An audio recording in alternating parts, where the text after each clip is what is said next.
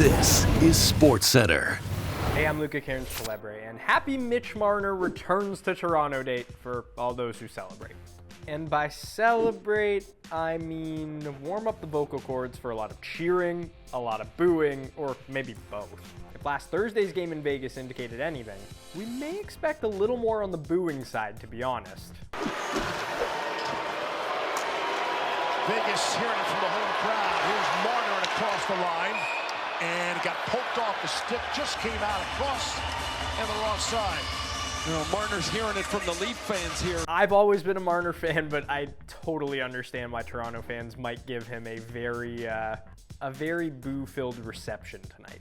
Now, despite the jeers on home ice, Marner seemed fairly unbothered, as he would record 2 power play points, both primary assists, en route to a stunning come-from-behind win over his former squad. In the bigger picture, Marner has been predictably productive with Vegas thus far, but not quite to the level he was with the Leafs. He's recorded 52 points while playing in all 49 Vegas games, putting him on pace for 87 on the year. Not quite the 102-point campaign he recorded last year, in spite of a down year from Austin Matthews. Hey Austin, what do you think about that? I've had enough of the Mitch questions for the day, Mark, so yeah, let's just get ready for the game and go from there. Right. Sorry about that. While Matthews wasn't wanting to talk about this warm-ups moment, Mitch was a little more willing. Fire the puck over at Austin at the end of warm-ups. What was it like seeing him on the other end of the ice? Everyone saw that one. I thought it was sneaky. But yeah, like I talked about, he's a special person.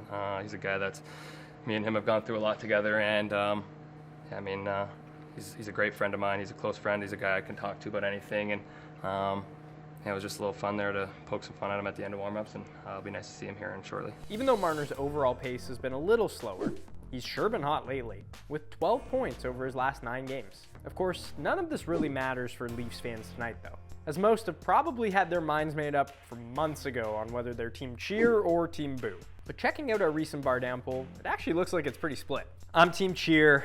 He gave everything he had to this team. He was always playing as hard as he could, despite what other people may think. So I would be team cheer, but I understand team boo. And earlier today, Marner reflected on returning to the place that he called home for so many years. What do you think it's going to be like in the building? Not sure. We'll see as soon as warm-up starts. But yeah, just excited to go back there. Yeah, that building's meant a lot to me, so excited to be going back to it and playing it. How do you reflect on your time here, Mitch, now that you've had some time to reflect? I feel like I got asked that in the summer. I mean, I think I answered that. I don't want to look back anymore. I don't want to look in the past. I feel like if you look back, you'll not focus on what's in front of you. So, yeah, not to kind of not answer it, but, I feel like I answered that in the summertime, and I'm focused on what's going on right now. Okay, we're just 2 days away from officially finding out who's going to play in Super Bowl 60, as Championship Sunday goes down Sunday on TSN and CTV. So to get you set for that, here's everything you need to know before making your bets on FanDuel. Time to hit you with some fast facts.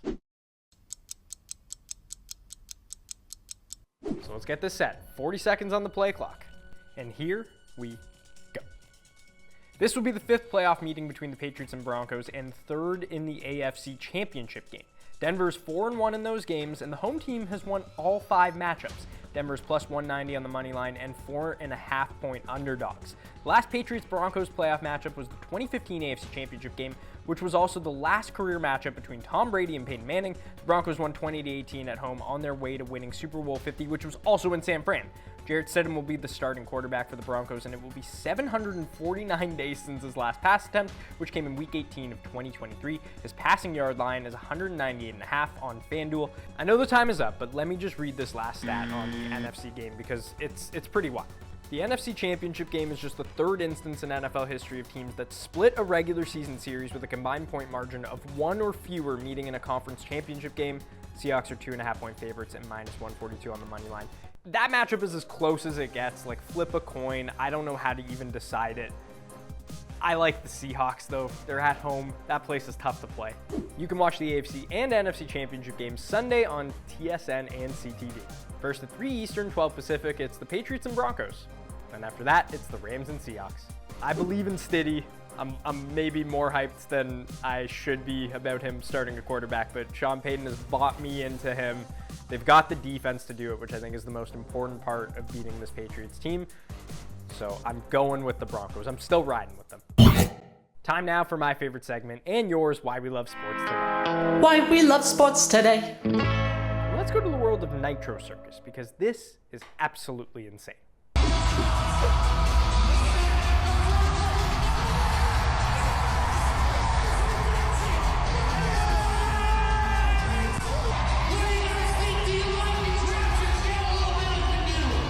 Honestly, the hype crew there at the end to just celebrate that moment is so cool. Makes the video even better. And we're not done there, because let's hit the ice for a challenge that I personally would love to try.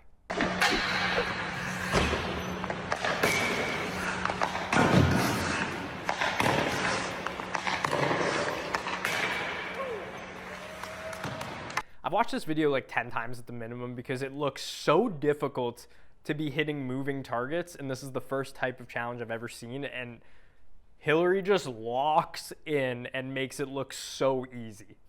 It would take me like 3 laps up and down the ice. They would have to just pull it the other way for me to even hit all 5 targets. I'm bad enough if I'm just stationary.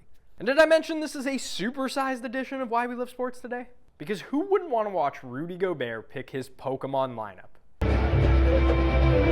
I'm going to give you a bunch of different types. I'll give you one of those Pokemon from that type you see on the screen, and just so let's do it. Start it. I'll go with Squirtle. I'll go with I know the Pokemon's in the franchise. I'll go with Gyarados. Some balance. I'll go with Scarlet.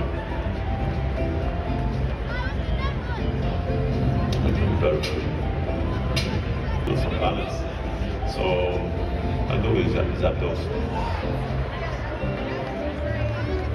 My favorite part of this video is he didn't pick with his heart. He picked on having a well-balanced team that would take him to glory, to get all 8 gym badges, to beat the Elite Four. Everyone knows you can't just have the same types of Pokemon to do that. You gotta have some balance throughout the lineup, just like you would in an NBA team. So Zapdos is a perfect example of that. You could definitely go Lugia. It's his favorite Pokemon, but he wasn't even biased in that moment. That is crazy. So shout out Rudy Gobert.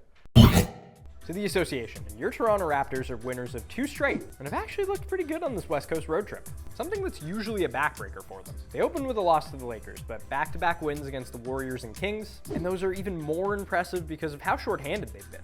But the good news is, they might be getting some of those bodies back tonight, as Colin Murray-Boyles and RJ Barrett are both questionable to return tonight against Portland. CMB's missed the last 2, and RJ hasn't played since January 9th. So no one's surprised, Jakob Poeltl still remains out with that back injury, and there's no Jacoby Walter once again either. Now despite those injuries, the Raps are still in the 4 seed in the East. But thanks to the slumping Knicks, they're actually tied with New York. So they could get as high as 3 by the end of the night. The Raptors are 3.5-point favorites for tonight's game, with the total set at 226.5. You can watch the Raptors and Blazers tonight at 10 Eastern, 7 Pacific on TSN. That's all for today. Marissa will be back on Monday. Have a great weekend.